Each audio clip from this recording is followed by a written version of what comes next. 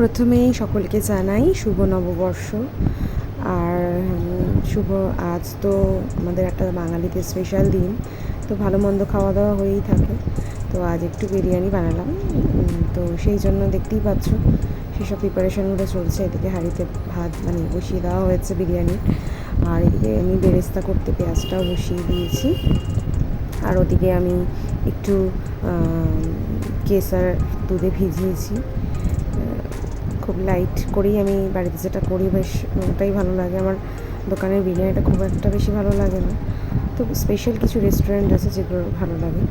তো আমি আজকে খুব ইচ্ছে হচ্ছিলো যে আজ একটু বিরিয়ানি করে নিই, সেই মতোই কাজ।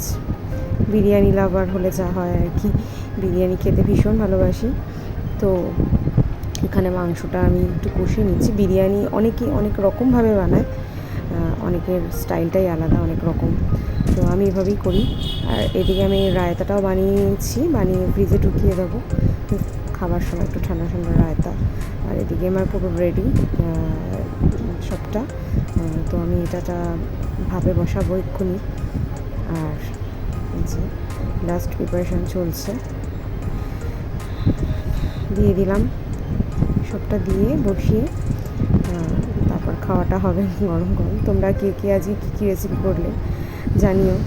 আর এই আমার মেয়ের জন্য একটু সাদা সাদা দেখে তুলে দিলাম, ওর একটু চালের সমস্যা আছে, তো একটু সাদা সাদা রাইস দেখে ওকে তুলে দিতে হয়েছে। আমাদেরটা পরে বাড়ছি। খেতে কিন্তু দারুণ হয়েছিল। টাটা।